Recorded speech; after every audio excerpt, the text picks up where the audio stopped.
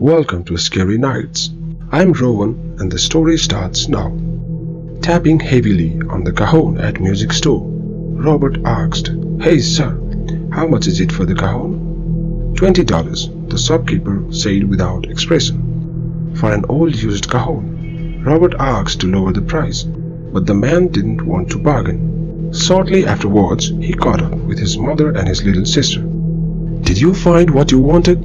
his mom calmly asked. "No," he replied. "I haven't seen anything at all." Robert loved music. He could play simple tunes on most of music instruments. His mother had promised to buy him anything he wanted because of his good grades. But still, Robert knew that they weren't financially strong. He passed by shops of keyboard, guitars, and drums.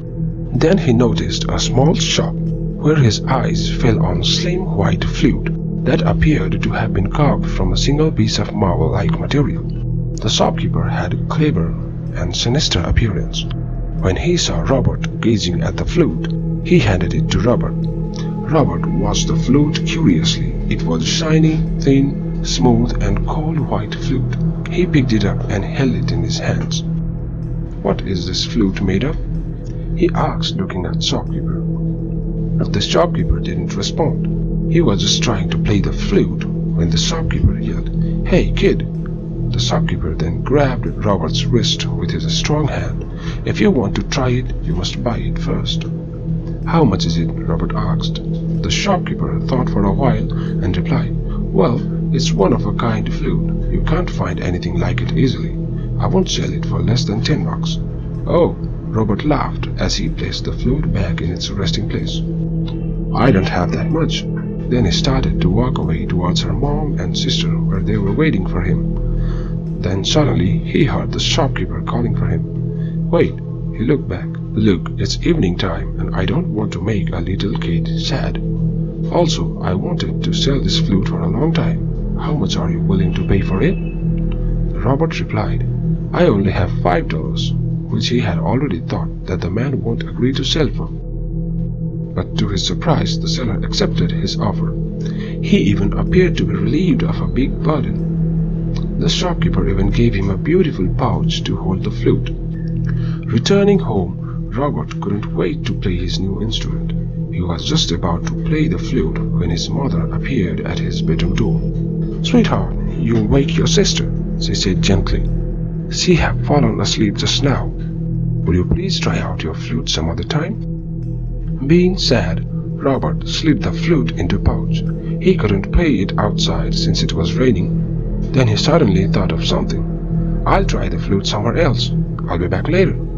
He called out to his parents and ran away. Putting on his jacket, he headed for the shopping mall near his locality. There, he could play his flute since there won't be anyone at this time of night. After reaching, Robert pulled out the flute and started playing it. The flute felt strangely warm. He tried to play a note and then another. It was so easy to play, but the tone was fragile and weak. It didn't sound like a normal flute at all. At the same time, at a very old and lonely cemetery where people had stopped burying new dead bodies, in a desolate corner, buried underneath cold clay soil, something began to move under an unmarked crumbling stone. It seemed to be awakened by something. Slowly and shakingly, it raised its thin hand. Its flesh had already rotted, and only a skeleton remained. It started scraping the coffin, bit by bit and minute by minute. It scratched an opening towards the land outside and began to crawl. It struck like a jolt of lightning. Robert suddenly felt uneasy.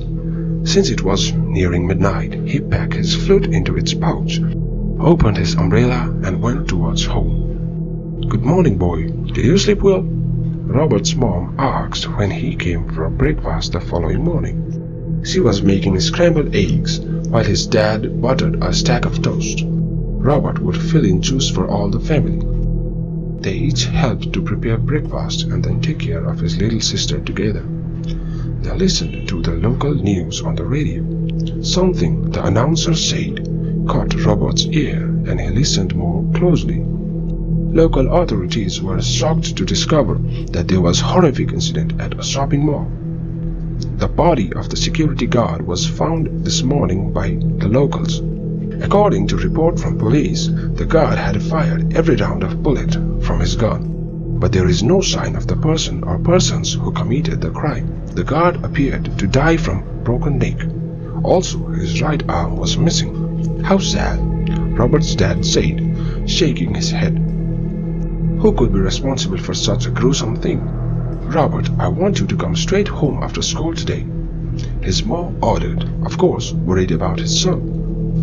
The boy smiled. But Mom, I was going to go over to James' house after school.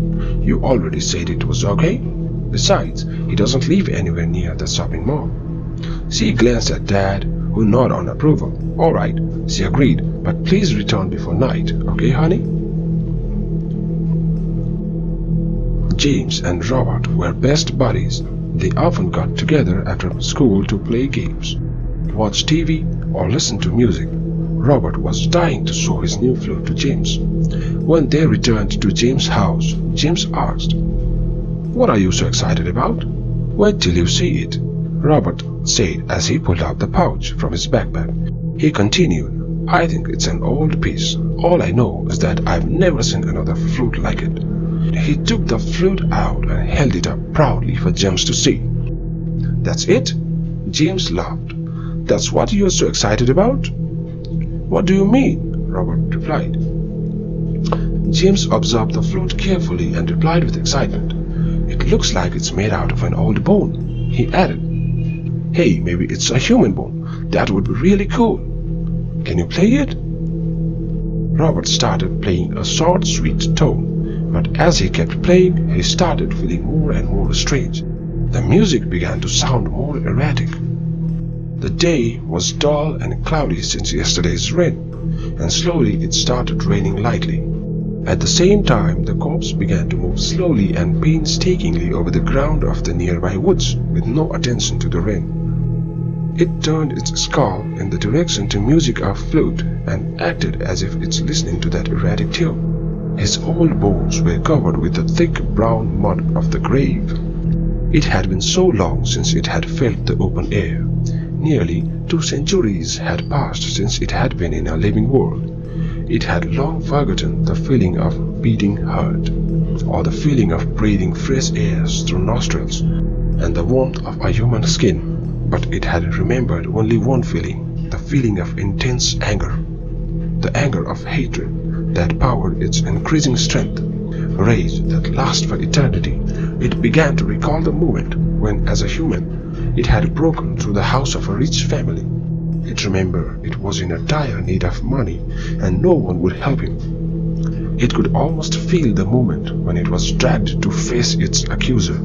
It could sense the utmost fear that had made it beg for forgiveness as 2 men held its arm out over a chopping block for stealing.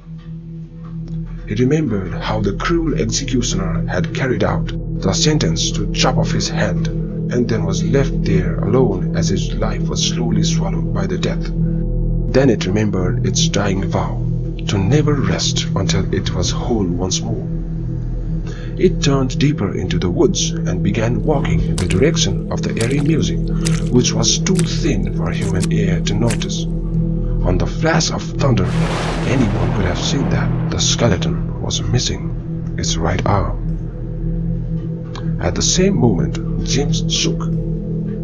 "This music is giving me the creeps. Can you play something more pleasant?" "No," Robert replied. It felt to him that no one wanted to listen to his music. Irritated, he shoved the flute into his pouch and stood up. "I've got to be going home. I promised Mom to return home before dark." James nodded, looking out the window. "I guess I'd better cut through the woods," Robert said. Robert then said goodbye to James and took the familiar shortcut home. He was walking slowly towards home, lost in his own thoughts. Then he felt that he was being watched. All at once, he became acutely aware of his surroundings. Something was different, something wrong. The air seemed heavier and harder to breathe. He sensed that he was not alone. He focused to hear a sound, any sound. But there was nothing. No, There was something or someone coming closer from woods. He squinted into the approaching shadow, and his heart began to pound. He couldn't think if he should run or try to hide. Suddenly, he remembered the shopping mall incident of yesterday. In the next moment, it was too late for him to take any action. A form slowly stepped out of the shadows. "Robert, is that you?" He heard his dad's familiar voice and gave a sigh of relief. "Dad, what are you doing here?" he asked. His father put his arm around the boy's shoulder. "James called me saying you were taking this shortcut home. I thought I'd come out and walk together. After what happened last night, I want you to be with someone while walking outside. Besides, dinner is ready and I'm starving. Let's quickly return." The two increased their pace towards home. They had no clue that the gruesome creature somewhere in that forest was slowly crawling towards James' house, the last place where it heard the call of its missing place. The sound of police sirens woke Robert from a sound sleep. Still sleepy, he heard another sound, ringing of a telephone. He glanced at the clock, placed in wall opposite to bed. "It's just 3 o'clock." He moaned and rolled out of bed to see what was going on. His parents were in the kitchen when he got there, and he heard his father's worried voice. "Bruce, what is happening?" Bruce was a good friend of his father and also neighbor of James. Robert watched as his dad's face paled. He seemed to be out of words. He only nodded, listening to a scared voice on the other end with a serious expression. Finally, he mumbled something in low voice and hung up the receiver and stared at Robert.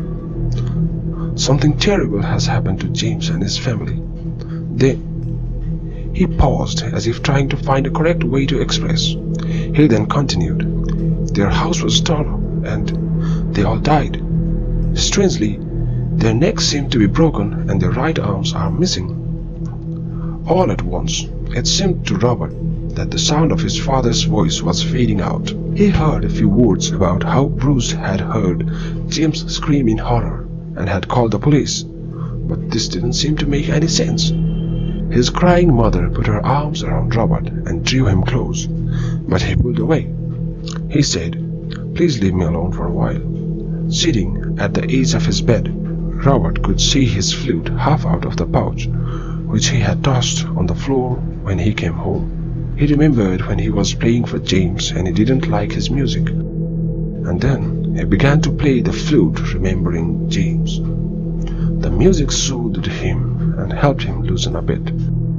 The flute felt so warm in his hands, as if it's alive and it's reacting to his melody. At the same time, near his house, the blood-splattered skeleton turned its step in the direction of the music. It was so near, so very near, it could see shadow of a boy playing flute at a window. The creature's right shoulder ached.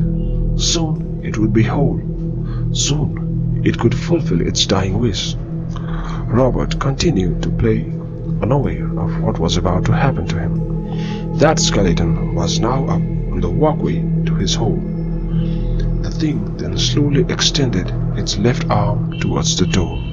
And you can figure out rest about what happened. That was it for today, guys. Hope you enjoyed it. Consider joining if you like this type of content. See you in our next video, and thank you so much for your time. Peace out.